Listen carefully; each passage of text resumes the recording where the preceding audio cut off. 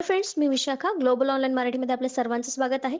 आजच्या व्हिडिओमध्ये आपण बघणार आहोत शिवाजी विद्यापीठ कोल्हापूर पेट 2021 साठी रिसर्च मेथॉलॉजी म्हणजे संशोधन कार्यप्रणाली या विषयावरचे MCQs सिरीज जे आपण स्टार्ट करतो आहोत. एक्झाम आपल्याला माहिती आहे 20, 21, 22 ऑक्टोबर या 3 दिवसांमध्ये ही एक्झाम होणार आहे आणि आपल्याकडे दिवस थोडेच राहिलेले आहेत. तर या दिवसांमध्ये आपण या व्हिडिओ सिरीज थ्रू आणि बाकीच्या काही मटेरियलसह आपण हा पूर्ण सिलॅबस कव्हर करणार आहोत, जो पेट एक्झामसाठी येणार आहे. पेपर हाफ सेक्शनसाठी म्हणजे आपल्याला माहिती आहे 100 मार्कांचा पेपर आहे.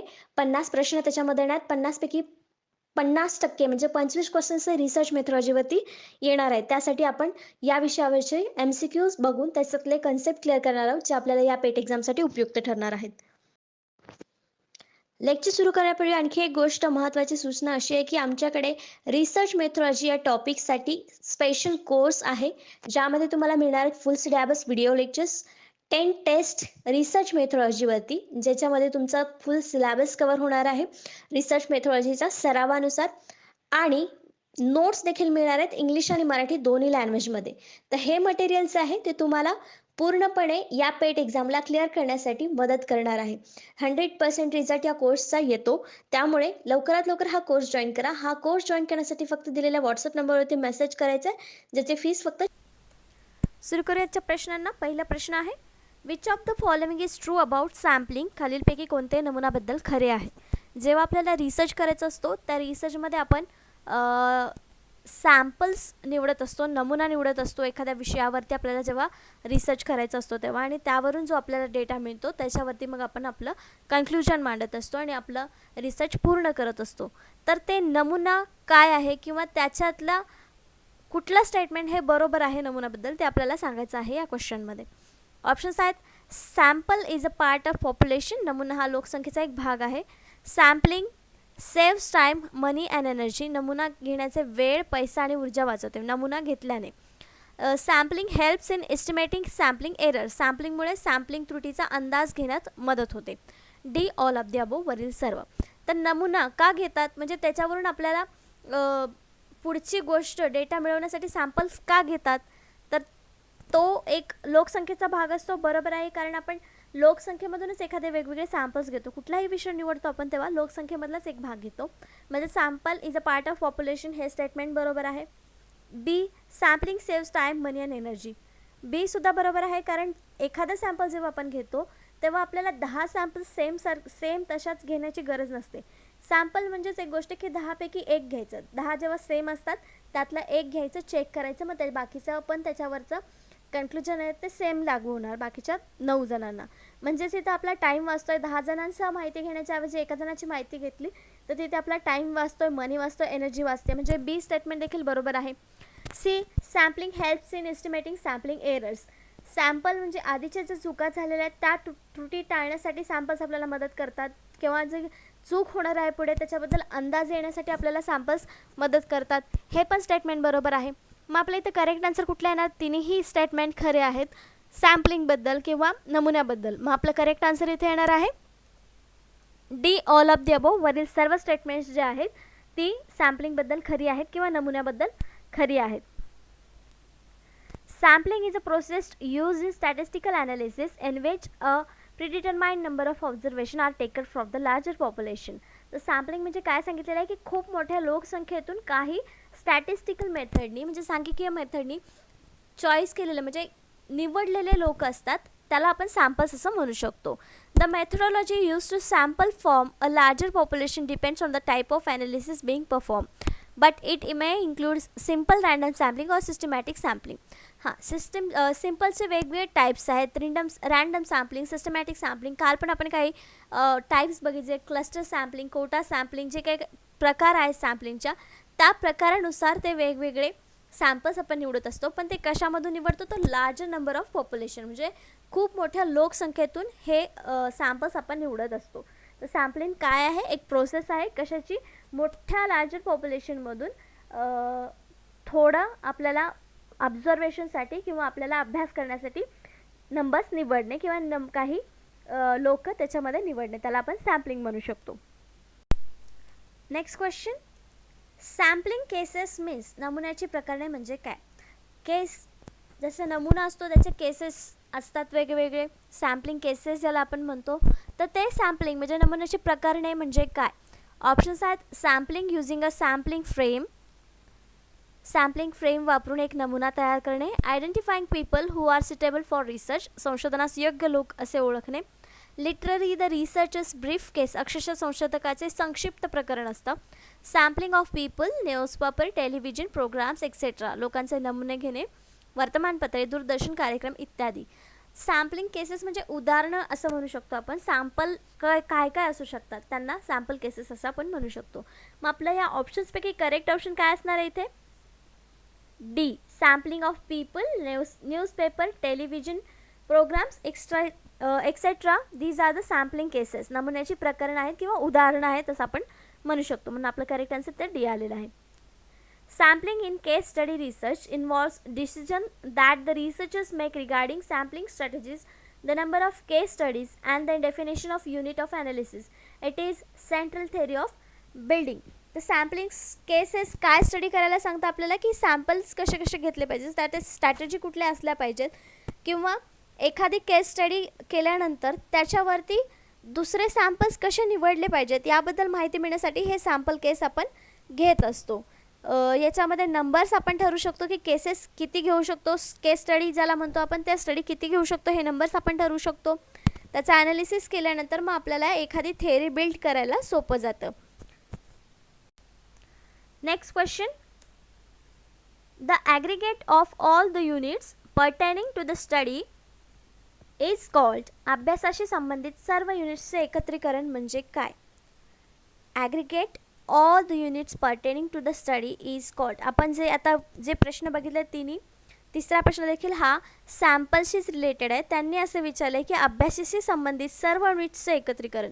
इथे युनिट या अर्थाने वापरले की सॅम्पल्सच्या एकत्रीकरणाला आपण काय म्हणतो. सॅम्पल्स माहिती आपण लोकांमधलेच घेत असतो. मग त्या युनिट्सला एकत्रितकरण म्हणजे एकत्रितपणे काय म्हणू शकतो. ऑप्शन्स आहेत population, universe, unit, sample, frame. तरी ऑलरेडी आपल्या प्रश्नामध्ये युनिट आहे, मग त्यामुळे युनिट आपलं करेक्ट आन्सर असणार नाही. सॅम्पल्स त्याला म्हणता येईल का, नाही, ते सगळं एकत्रित नसतं. सॅम्पल्स आपण चॉईस केलेले असतात किंवा त्याचे वेगवेगळे प्रकार पडलेले असतात. फ्रेम येईल का, नाही. मग आपलं करेक्ट आन्सर इथे काय असणार आहे, पॉप्युलेशन ऑर युनिवर्स, कारण ते सगळेच सॅम्पल्स त्याच्यामध्ये एकत्रित आहेत, सगळे युनिट्स त्याच्यामध्ये एकत्र आहेत, म्हणून ते एक पॉप्युलेशन ऑर युनिवर्स आहेत. पॉप्युलेशन म्हणजे काय, the aggregate of all units pertaining to the study असं देखील आपण म्हणू शकतो. रिलेटेड टू सॅम्पलिंग, म्हणून याचं करेक्ट आन्सर आपला ए आलेला आहे. सॅम्पलिंगचे काही पॉईंट्स आहेत ते आपण बघूयात. The aggregate of all the units pertaining to the study is called a population or universe. जे आत्ता आपण बघितलं स्टेटमेंट की जे ॲग्रिगेट्स युनिट्स एकत्रितपणे काम करतात त्यांना आपण काय म्हणतो, पॉप्युलेशन किंवा युनिवर्स म्हणतो. A member of a population is an element. जे पॉप्युलेशनचे मेंबर असतात त्याला आपण इलिमेंट म्हणतो किंवा युनिट म्हणू शकतो. एलिमेंट ऑफ स्टडी असं म्हणू शकतो, म्हणजेच एलिमेंट हा शब्द देखील त्याला म्हणू शकतो. अ part of a population is called a samples. तर हे जे वेगवेगळे आपल्याला ऑप्शन्समध्ये आले होते की युनिट काय आहे, एलिमेंट काय आहे, सॅम्पल काय आहे, पॉप्युलेशन आणि युनिवर्स काय आहे, तर त्याची ही स्टेटमेंट आपल्याला आन्सर्स देत आहेत. The aggregate of all units pertaining to the study is population. The member of population is element. A part of the population is a sample. The process of drawing a sample from the population is called sampling. Sampling ची ही व्याख्या थोडक्यात करता येईल आपल्याला की the process of drawing a sample from population. The list of sampling units from which a sample is taken is called sampling frame. Sampling frame ची व्याख्या इथे काय दिलेली आहे, लिस्ट जे सॅम्पल युनिट्स आहेत त्या सगळ्यांची लिस्ट, त्याला आपण सॅम्पलिंग फ्रेम असं म्हणू शकतो. ह्या सॅम्पलिंगच्या काही कन्सेप्ट आहेत, छोटे छोटे आहेत, ते आपल्याला लक्षात ठेवायचे आहेत. नेक्स्ट क्वेश्चन आहे 4 नंबरचा. Dash dash refers to those elements from which samples are specifically chosen or selected for research. Dash dash त्या घटकांचा संदर्भ आहे ज्यातून नमुने विशेषतः निवडले जातात किंवा संशोधन निवडले जातात. आपल्याला प्रश्न असा दिलेला आहे की ज्यातून आपण सॅम्पल्स निवडतो, जे एलिमेंट्स असतात ते सॅम्पलसाठी निवडलेले जातात, ते कुठल्या गटातून किंवा कुठल्या गोष्टीतून निवडले जातात. आपल्याला ऑप्शन्स दिलेले आहेत finite populations, target population, infinite population, sampling population. तर याचं करेक्ट आन्सर आहे बी, टार्गेट पॉप्युलेशन म्हणजे लक्ष्य लोकसंख्या. हे याचं करेक्ट आन्सर आहे, कारण आपण सगळ्याच सॅम्पल्समधून, सगळ्या पॉप्युलेशनमधून आपण रिसर्च करत नाही. आपण रिसर्च करताना एक स्पेसिफिक टार्गेट पॉप्युलेशन बघतो आणि त्यातून मग सॅम्पल्स निवडतो. समजा आपला विषय आहे की सरकारी नोकरी करणारे लोक, तर त्यातून आपलं टार्गेट पॉप्युलेशन काय असणार आहे, तर जे गव्हर्मेंट सर्व्हिस करत आहेत, सरकारी नोकरी करत आहेत, हे आपलं टार्गेट पॉप्युलेशन असणार. लक्ष लोकसंख्या असणार आहे. तर फायनाईट आणि सॅम्पलिंग पॉप्युलेशनमधून आपण सॅम्पल्स निवडायला जाणार नाही, ते आपल्याला खूप कठीण होईल. मग आपण कशातून निवडणार आहोत, ते टार्गेट पॉप्युलेशनमध्ये लक्ष लोकसंख्येमधून ते आपण निवडणार आहोत. म्हणजे आपलं करेक्ट ऑप्शन बी आलेलं आहे. The target population is the group of individuals that the intervention intends to conduct research in and draw conclusions from. In cost effectiveness analysis, characteristics of target population and any subgroups should be described clearly. मग target population काय जे मी सांगितलं तेच तिथे सांगितलेलं आहे की जो आपण विषय निवडलेला आहे ते आपल्याला कन्क्लुजन त्याच्यावरती मिळण्यासाठी त्या विषयाशी रिलेटेड जे लोक आहेत त्याला आपण टार्गेट पॉप्युलेशन असं म्हणू शकतो. Example of target population are companies' customer base, the population of particular country, the student at a particular university or a tenant of housing association. हे वेगवेगळे एक्झाम्पल दिलेले आहेत टार्गेट पॉप्युलेशनचं. जेव्हा आपण कस्टमरशी रिलेटेड काहीतरी रिसर्च करत असू तेव्हा आपला टार्गेट पॉप्युलेशन असणार आहे कंपनीज कस्टमर बेस. त्यानंतर the population of particular country, एखाद्या कंट्रीचं आपण जेव्हा रिसर्च करणार असेल तेव्हा पॉप्युलर कंट्रीचे पॉप्युलेशन जे आहे ते आपलं पॉप्युलेशन टार्गेट असणार आहे. नंतर the student at a particular university, एखाद्या युनिव्हर्सिटीचं जेव्हा आपण रिसर्च करणार असेल तेव्हा आपला टार्गेट पॉप्युलेशन हे त्या पर्टिक्युलर युनिव्हर्सिटीचे स्टुडंट्स असणार आहेत. अशा प्रकारचं एक्झाम्पल आपण देऊ शकतो टार्गेट पॉप्युलेशनसाठी. नेक्स्ट क्वेश्चन आहे 5th नंबरचा. अ member of population is called, लोकसंख्येच्या सदस्याला असे म्हणतात. मग अशी आपण सॅम्पलिंगच्या एक्सप्लेनेशनमध्ये सॅम्पलिंगविषयी एक क्वेश्चन होता आपला, त्याच्यामध्ये आपण सॅम्पलिंगचे छोटे छोटे कन्सेप्ट बघितल्या होत्या. त्यामध्ये ही लाईन हे स्टेटमेंट सेम जसंच्या तसं होतं. अ member of a population is called dash dash. तर आपले ऑप्शन्स आहेत एलिमेंट्स घटक, डेटा, फॅमिली कुटुंब, ग्रुप, गट. त्याचं करेक्ट आन्सर आहे ए एलिमेंट्स घटक. अ member of a population is called element. Elements sampling or direct element sampling is a sampling method whereby every unit, that is person, organization, group, company, etc. has an equal chance of being selected to be included in a research sample. तर जेव्हा आपण sample म्हणून element निवडतो तेव्हा त्याच्यामध्ये पर्सनचं नाव असू शकतं, organisation असू शकतं, ग्रुप असू शकतं किंवा कंपनी असू शकते. यापैकी काहीही असू शकतं एलिमेंट सॅम्पलिंगमध्ये. तर आपलं जे स्टेटमेंट होतं की जे सॅम्पल्स असतात, पॉप्युलेशन असतात, त्यांना आपण एलिमेंट्स म्हणू शकतो. मग इथे आपलं करेक्ट आन्सर एलिमेंट आहे. नेक्स्ट क्वेश्चन आहे 6 नंबरचा. The population to be sampled is divided into units which are known as. नमुने घेण्याची लोकसंख्या युनिट्समध्ये विभागली गेली आहे, त्याला असे म्हणून ओळखले जाते.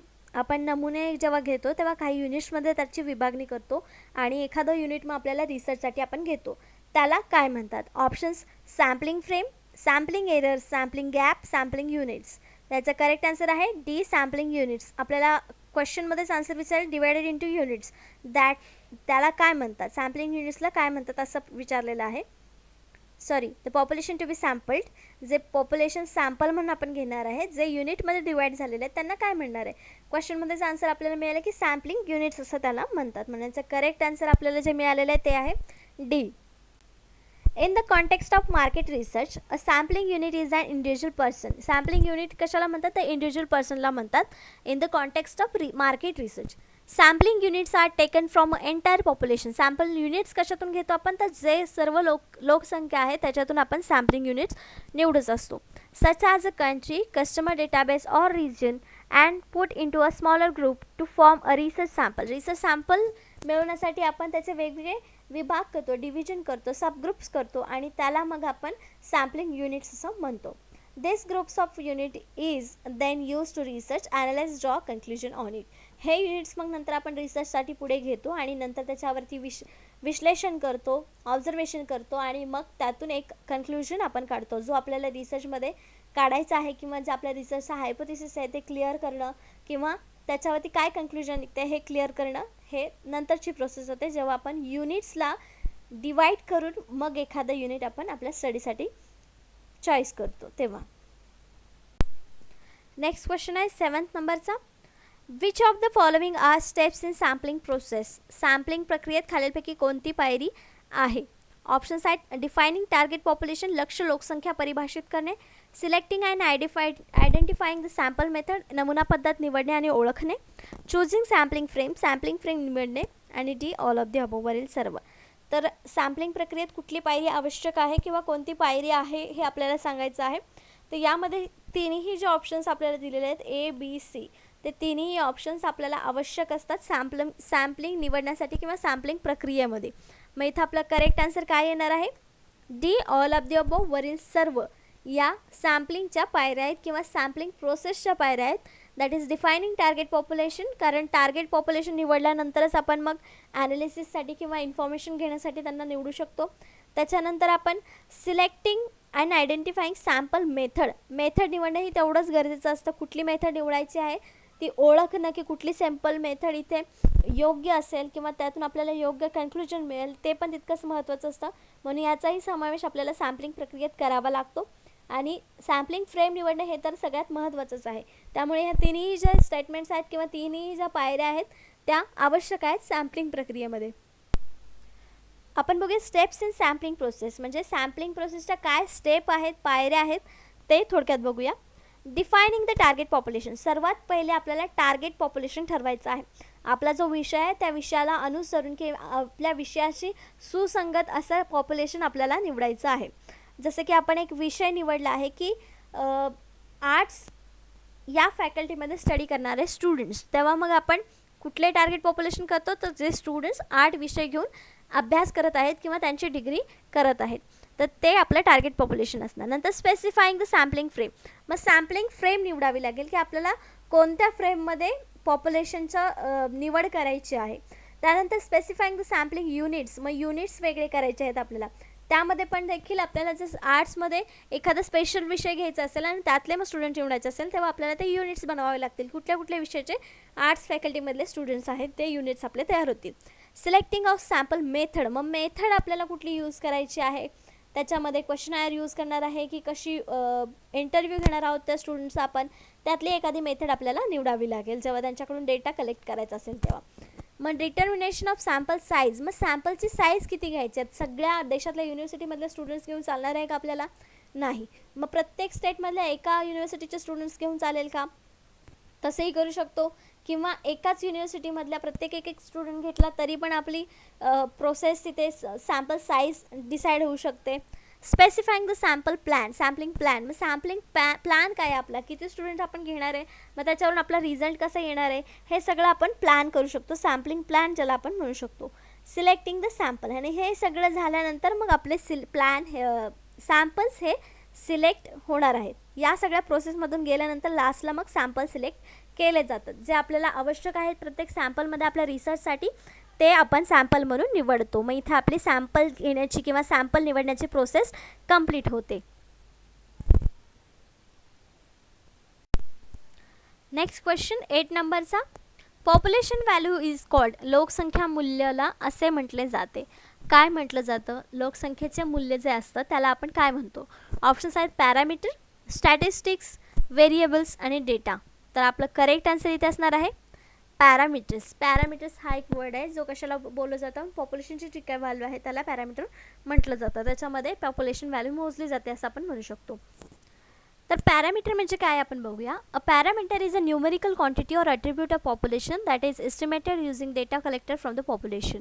तर हा न्यूमेरिकल क्वांटिटी असणारा म्हणजे सांख्यिकीय मोजमाप असलेला एक गोष्ट आहे जे आपण डेटा कलेक्ट करतो लोकसंख्येमधून, त्याच्यासाठी हे वापरलं जातं पॅरामीटर वर्ड.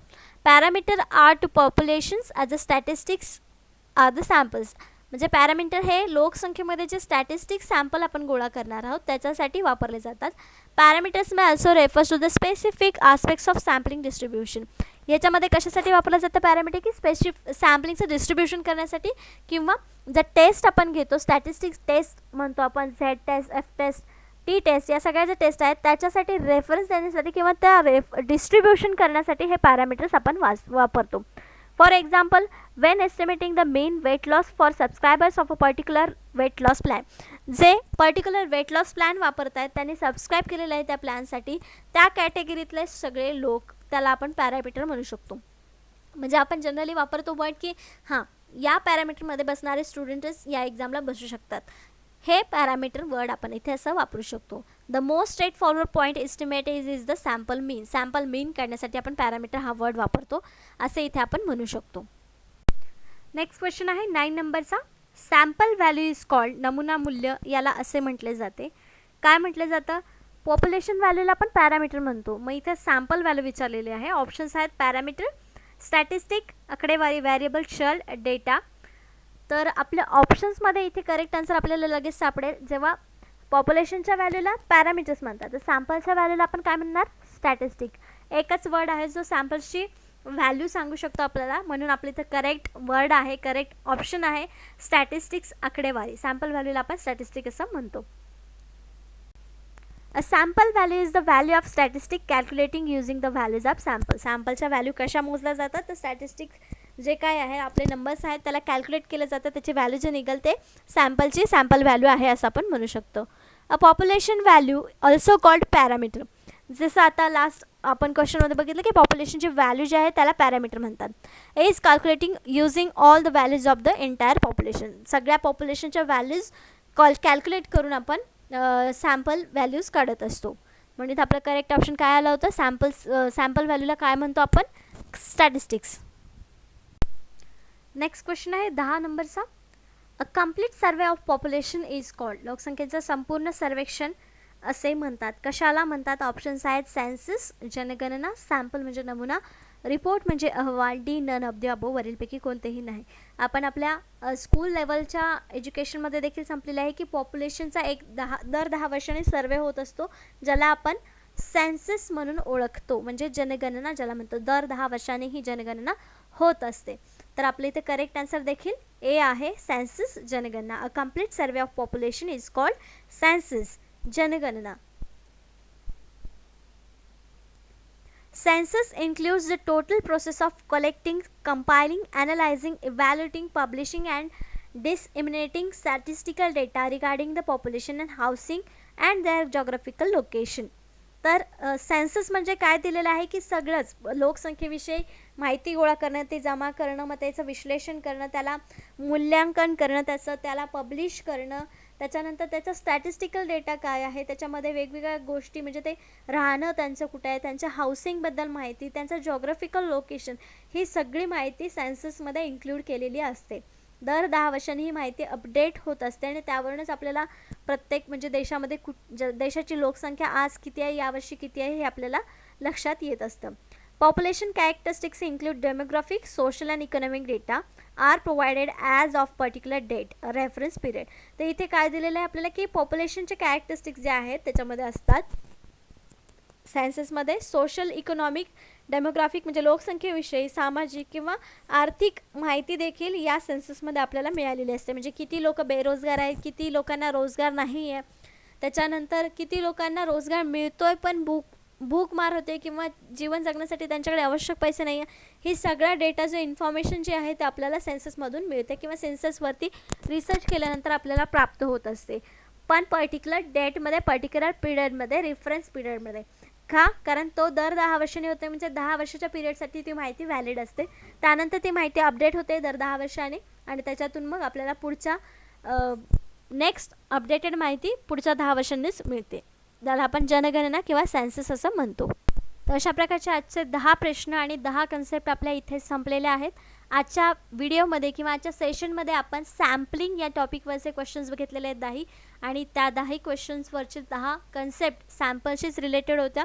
नेक्स्ट लेक्चरमध्ये आपल्याला रिसर्च मेथॉडॉलॉजीच्या काही डेफिनेशन्स, त्याचे कॅरेक्टरिस्टिक्स बघायचे आहेत, ते एक्सप्लेन करायचे आहेत. त्यानंतर आणखीन काही टॉपिक होतील नेक्स्ट लेक्चरमध्ये. आजच्या लेक्चरसाठी धन्यवाद. थँक्यू.